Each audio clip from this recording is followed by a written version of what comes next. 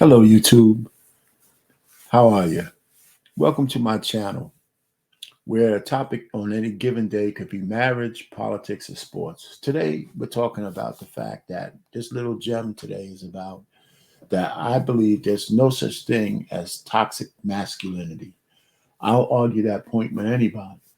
So, but before we get into it, just please like, subscribe, and hit that notification bell so you'll get any future updates. Share this message if you agree or don't agree. But if you don't agree, give me some comments. Let's talk about it. So I'm clear on this. I tell everybody that don't talk to me as a man that being masculine, which is natural to us, can in any way be negative or toxic. Only because that the things that people say that are toxic are usually character flaws. They're not natural flaws. Men can be toxic. I'll grant you that. But so can women. So can anybody else if they behave badly. But that has nothing to do with their true nature. So I wrote this one pager up about why I don't think that there's any such thing as toxic masculinity. And I go kind of off because I'm going to try to prove a point because it's not just about masculinity itself. It's how did we get to where we are today in terms of this term toxic masculinity and the fact that most men today are not really being true to their nature. We acquiesce to too many things. We acquiesce to our women. We acquiesce to bad politics. We acquiesce to all the kind of things that uh, kind of emasculate and in worst case, effeminate men. So I don't agree with any of that. And it doesn't make me any kind of transphobic and all of that kind of stuff. I mean, that's all bullshit. The point is that the world works best when men can be men. And that's my position, and I stick to it. So let's get into just a little bit of what I view as the definition of masculinity. It's defined as a set of qualities and attributes, characteristics, or behaviors and roles associated with men and boys. Traits traditionally viewed as masculine in our society include strength, courage, independence, leadership, and assertiveness. Now, on the surface of it, there's nothing toxic about any of those characteristics that I just mentioned. And I also say that they're not just exclusive to men, right? But the degrees of how that makes up a man being masculine has to be much more than a woman, right? Because men, we have to have all of those attributes in order to really be successful in life. You know, the majority of men who want to be men.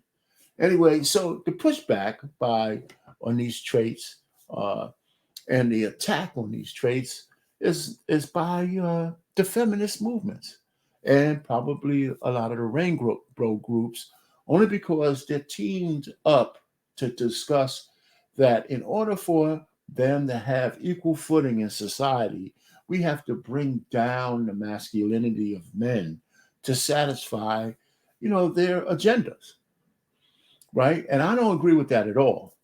So because the Constitution only gives us the right of life, liberty, and the pursuit of happiness. It doesn't give anybody the right to shit on anybody else's rights in order to propel themselves. So all I'm just trying to say is marriage is under attack in terms of the natural leadership of the household. Uh, Being a man is under attack if you exude too much assertiveness and too much independence. So this whole thing about gender roles or really disturb some people, right? So in order for them to try to make gender roles equal, they have to indoctrinate people that men need to be taken down a peg. I don't agree with that. And I think men everywhere who hear this message should be fighting against that. Challenge people when they say use terms toxic masculinity in men. What do you mean by that? Right? What do you mean by that? So, just to segue a little bit, there's some factors that created a vacuum in society where men, especially black men, have succumbed to societal pressures like in the 70s, like too much drug use, too much crime. You know, we were being able to uh, that led to us being taken out of the homes and made our women a little bit more masculine because they were sole providers, right? So they had to toughen up because there was a vacuum created by men doing stupid shit back in the 70s and being susceptible to social engineering, which was the crack epidemic, crime, and then the rise of single motherhood, right? Because the state told women, you got a choice. You can keep the man, or we can give you money so you can survive without him. And too many of our sisters decided to survive without a man in the house. And so that created this imbalance where women became, in their own right, susceptible to feminism. Because by taking care of yourself, by taking care of the kids and all that, you kind of decided that, hey, listen, if I could do all this stuff and survive, they forget about the fact that the state is now their daddy. I can do all this to survive, and I don't even need to have a guy around for this. I'm not living the best life. I can't really raise my kids, my sons to be men, and my daughters to be well rounded women because there's no man around, but who gives a shit? I can do it all myself. So now we have a generation or two of women who are a little bit more masculine. And then, men who are trying to get back in the role, but has spent, decades of ceding responsibility to females. And some guys, I think, just gave up. You'll see plethora of, there's no shortage of video where women are screaming at men in public, hitting them in public, especially black men, kicking them out of houses, doing all kinds of dastardly shit to black men. And the black guy who would probably, be fighting another man, sit there and take a whipping like he's a child. To me, that is being really emasculated, right? So in the West, that's what's going on.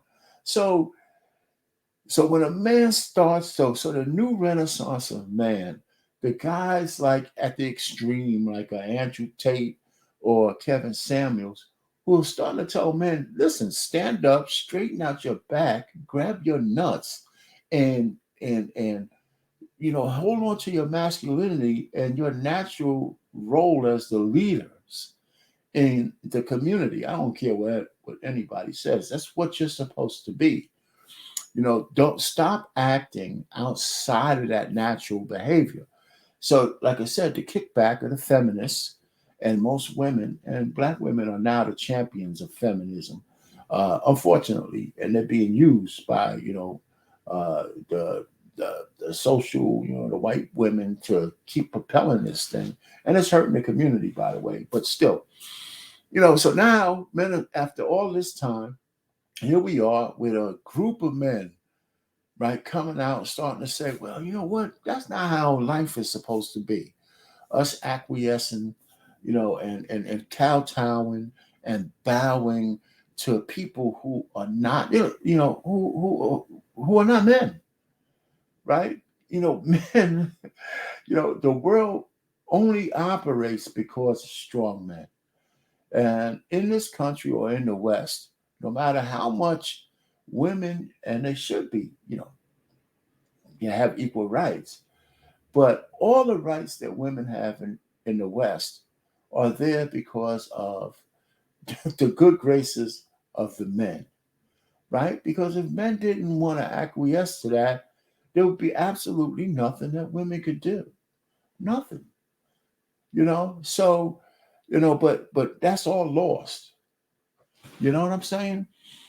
So when I look at the three factors working together, the biological factors with feminist leaders and their close allies from the rainbow groups, have a full-fledged, movement on indoctrinating young boys from being, growing up and being men, and the men in the house seemingly powerless to change it because if they did, the system could come in, take the kids, arrest the father, do all kinds of things to make sure that, if a woman comes in and she wants your boy to be a girl, she can have, chemical and physical type things done to the kid, and you pretty much will be going to be powerless to stop it. The cultural things, the entertainment industry, where they show a lifetime, the lifestyle in every show of boys being effeminate, being secondary to the females, to it's just you could just look at it.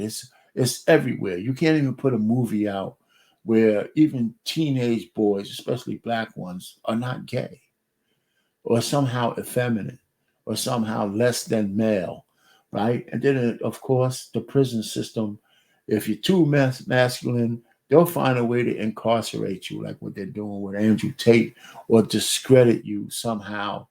Uh, so your masculine voice can't be heard, you know? And even with the Tate issue, I only use that as an example because if it's ever really proven that he did any of the things that they accuse him of, then he should go to jail. But I don't believe any of it. I don't believe any of it. I think it's all bullshit because somehow the world system doesn't want men to talk to men about being men anymore. It's crazy. Um, of course, then there's this, like I said, this resurgence of masculinity of men is troubling to a lot of women. I mean, on YouTube, they got this thing called a manosphere, right? And seemingly that black men have kind of taken over the manosphere that's been there for a while. There's a whole lot of white men in the manosphere too.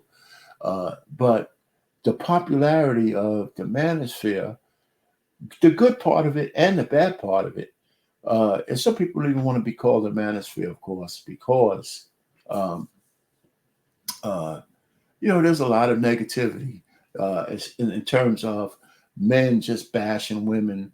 Even though women behave badly or some women behave badly, and some women are stuck in their minds about what the natural order of things are, or they don't want gender roles. And guys get stuck in this rage. They call it red pill rage, which is nonsensical, right? Because you're not going to change everybody's mind, and you don't need to spend time bashing anybody who doesn't agree with you. You just find people who want to rock with you, and you move with them.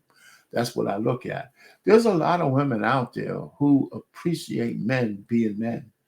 You ain't crying and whining and bitching and moaning, and understand that every so often you got to check your woman. I'm not talking about touching her. I'm talking about when they get out of line, they got to know they got to know that if they're going to be with you, they can only act a certain way, or else they should move on. And there's not enough men who are willing to do that kind of stuff. So all I'm just trying to say is that there's resistance out there. Men need to be able to defend the fact that masculinity is something that's inherent to us to be men. And, there's no amount of indoctrination from the feminists or the transgender or the gay community that's going to change that. And we shouldn't allow them to change that. I mean, I don't let any of those people call me a cis man. That's bullshit. If I can't call you a man because you're non-binary, you can't call me a cis because I'm heterosexual. I won't allow it.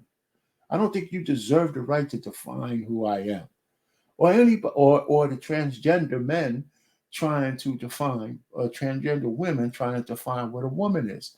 I mean, and I don't understand why women are not fighting back. It's crazy. So in order to level gender roles, they got to remove them altogether. And the world is not going to be able to operate if men can't be men, especially in the West, because in the East and in Asia, men are men. They ain't giving us no quarter. We can't sit around here and all be effeminate and think we're going to be powerful in the future as leaders of the world. So it's a danger there that I think the effemination of the men in the West It's actually a security issue. I really do. It's not just a personal issue. This is a security issue. Where you look around, where's our fighting force? You know. So anyway, to be clear, toxic masculinity doesn't exist. There's toxic men, there's toxic women, and those are character flaws and not natural ones. Here's the thing: the uh, the only exception I could say about toxic masculinity is when women wield it. When women try to get into a masculine frame, they will wield their masculinity in that frame as a weapon. Now that's toxic. Slapping men in public, cursing a man out in public, you know, doing all kinds of dastardly things to get them killed in jail, jailed, or setting them up for failure, all kinds of stuff like that. So those things are toxic when women try to be outside of their nature and be masculine, right? So, so the Crimson Cure hit on some of those things when she was, talking on one of her shows. And that kind of makes sense to me. But as a man, or just like a woman for that matter, I don't believe there's toxic femininity. That sounds stupid, doesn't it? There's no such thing as toxic femininity. How could a woman be so feminine that she's toxic? Right? That doesn't, it sounds absurd. So I say the same thing about toxic masculinity. A man who's masculine and, basks in his masculine frame, he's not toxic. Anyway, we can go on and on. This was supposed to be short. I rambled a little bit, but I just wanted to kind of get that out. So like I said, like, share, subscribe. I'll be making some more of these videos. I'm new to this game, so I expect to get better at it as I go. But I don't mind putting some raw stuff out there because I ain't really worried about it that much, you know. So I hope you got a little bit out of what I'm saying to you, and we'll go from there. Just give me some comments. We can go over some of this. I may redo this at some point, but anyway, I will move on. I got some other things I like to talk about, but I just wanted to get this off my chest.